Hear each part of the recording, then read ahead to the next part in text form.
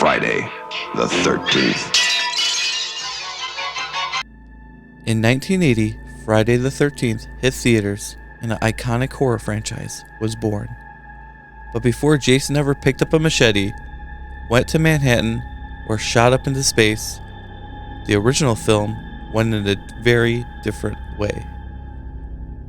With the humblest of beginnings, this movie was created merely to make some money to keep the lights on. Let's back up a second. Sean Cunningham was a small-time producer and director, starting with some softcore adult films and then jumping to horror, producing The Last House on the Left. Just what did happen in The Last House on the Left? Sean Cunningham and his sometimes collaborator, screenwriter Victor Miller, had just completed 2 films together, Here Comes the Tigers and Manny's Orphans, and were waiting to see if they were going to make any noise in Hollywood. Money was running out and they needed a way to keep the lights on. At the time, Halloween was making a fortune at the box office and had a very small budget. Victor Miller recalls getting a phone call from Sean Cunningham. "Hey, Halloween is making a lot of money at the box office. Why don't we rip it off?" And that's how it all started. Victor Miller set off to write a script, and Sean Cunningham was set to direct it himself. After pitching possible ideas, Sean and Victor agreed on a camp setting would be perfect, and Victor Miller came up with the title Long Night at Camp Blood. Sean Cunningham was never a fan of the title and thought Halloween is a particular day or a holiday. How about we call it Friday the 13th? Even before the script was written, he put an ad in Variety magazine to get interest, secure some funding, and to help copyright and protect the name very cheaply. It's a good thing that he did that too, because there was another film being made and it was called Friday 13th. After seeing the ad, they decided it wasn't worth spending money on a lawsuit and going to court, and they simply changed the title to Friday 13th The Orphan, and later dropping Friday 13th entirely and just calling it The Orphan. The ad worked, and almost immediately they were able to secure $500,000 in funding to make Friday the 13th. With the script finished and funding secure, the next step was casting. They used a company called T&I to get most of the cast, who were working on Broadway at the time, including a very young Kevin Bacon, who was previously seen in Animal House. Adrienne King was cast during a casting call because, as she says, she could scream very good. After filling all their smaller roles, they decided they needed someone with somewhat of a name to fill the last spot, an actress. They sought actress Estelle Parsons, but after she asked for way too much money, they decided to go in other ways. Other actresses kept turning them down as well because they hated the script. They next approached movie and television star Betsy Palmer, who, like the others, hated the script. Lucky for producers, her car had recently broken down and she needed a new one, so for $10,000, she took up the role for 10 days of filming. And her thought at the time was this movie was going to be bad and no one was going to see it, so she took the job. The next person to come on board was Tom Savini. Hot off the heels of Dawn of the Dead, he came in for makeup and effects, but brought a lot more to the project, including some ideas. Production started September 4th, 1979, in rural Blairstown in Hope, New Jersey, at a Boy Scout campsite. Shooting lasted 7 weeks, and all around seemed like a very high energy and fun set to be on. Lots of cast and crew even stayed in the cabins during filming to save some money. And all around, everyone seemed to enjoy working with Betsy Palmer in particular. Even though she really didn't want to do the film, she made the best of it, and all around seemed like a very nice person.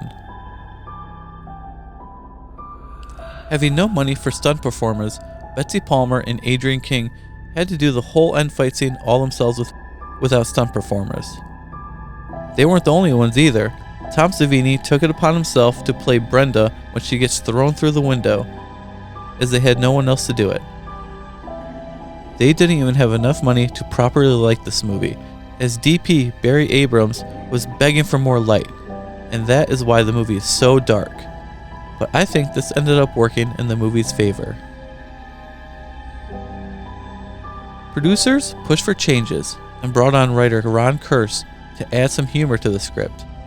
He's the one responsible for this cop scene that just doesn't fit this movie whatsoever, and I consider it the worst scene in the movie. With filming wrapped up, they brought in Harry Manfredini to score the film. With little money, he was forced to score it in his friend's basement. It was his score that really helped build tension and atmosphere in this movie. It's lightly scored, but he wanted to make it like Jaws, when music played anytime the killer was around, so the audience knew, even if we couldn't see them. Manfredini is also responsible for the classic ch ch ch ma ma ma. He achieved this by saying kill kill kill, mother mother mother into an echo reverb machine, and out came the classic sound.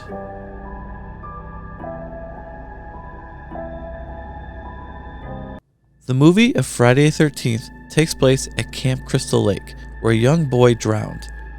Then the next year, 2 counselors were killed while making love. A fire and then bad water left the camp abandoned for years, and was given the nickname Camp Blood. A new owner named Steve Christie means to reopen it, and all the counselors are making their way there.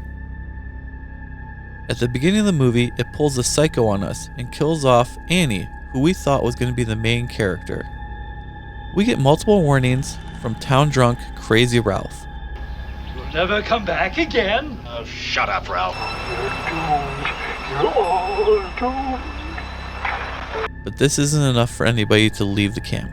Alice becomes our main protagonist, as the other counselors start getting killed off, one by one, by a killer that we only get to see through their point of view. Marcy gets killed off by an axe. Ned gets his throat cut. Bill gets killed by arrows. Brenda is killed off screen and thrown through the window. Steve is stabbed.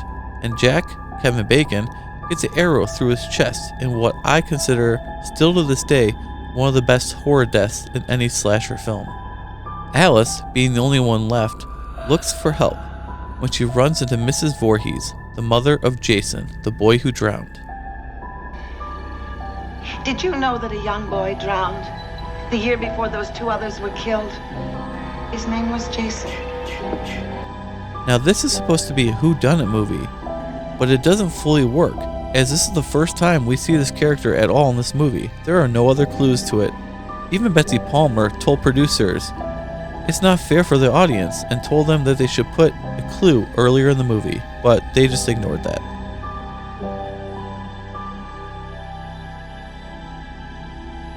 Mrs. Voorhees blames the counselors for Jason drowning and has been killing them ever since.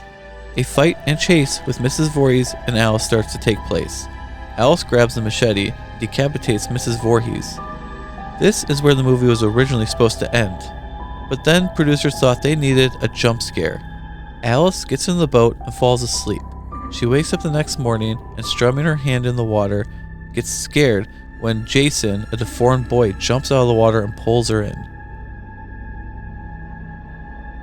But alas, it was only a dream, and Alice even asked the cops, "Where's the boy?" "Ma'am, we didn't find any boy." Ma'am, we didn't find any boy. Multiple people that worked on this film take credit for this scene, including Ron Kurz, Sean Cunningham, but the one I believe is Tom Savini. He seems to be the person that most people give credit to creating this scene, after seeing Carrie and seeing the hand pop out of the grave at the end. With the movie complete, they had a classic movie poster created. Look at this thing. It's beautiful. It's one of the greatest. Dear God, it's beautiful. After seeing the film, studios went into a bidding war for it, with Paramount winning the distribution rights over Warner Brothers and United Artists. After only 2 submissions to the MPA, Friday the 13th was given an R rating, and it was coming out into theaters. Paramount had big plans, and even released it into over 1,000 theaters.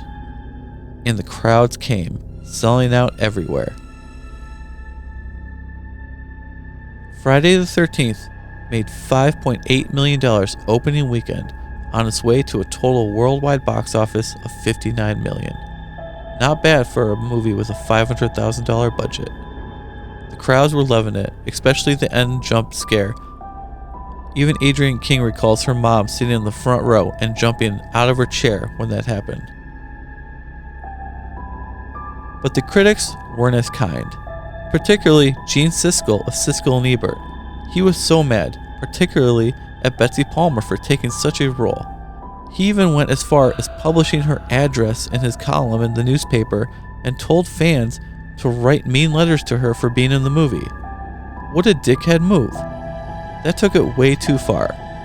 Luckily for Betsy Palmer, he got the address wrong. What a doofus. Don't be a goofus. Don't be a goofus. Don't be a goofus. Back in this movie, the simplicity of it is what makes this movie work so well. All the counselors feel like real, normal kids. And you know what? They may be a little annoying, but not really. They're there and they're actually working hard, figuring stuff out all by themselves. Some of them were even really excited to be counselors and to work with kids. The setting at the lake is beautiful and almost becomes a character upon itself. The low budget really works in this movie. It makes the effects more grounded, more realistic. The lighting makes it look like it really happened and makes it much more scarier than it would have if it was more brightly lit. Betsy Palmer steals the show in my opinion. Yes, the whole whodunit didn't really work, but her performance was great. This is an iconic role and she nailed it. Kill her, Mommy. Kill her. And Alice, played by Adrienne King, was a very likable main character. Her being the protagonist worked very well. You actually rooted for her. She wasn't just some dumb girl running around. She was making smart choices and fighting back the whole entire time.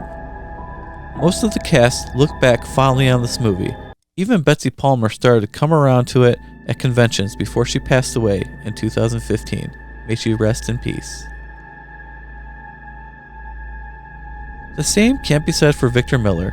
This is the only Friday the 13th movie he ever worked on, and he later got into an ugly lawsuit with Sean Cunningham, the fellow creator, over the rights to the Friday the 13th franchise.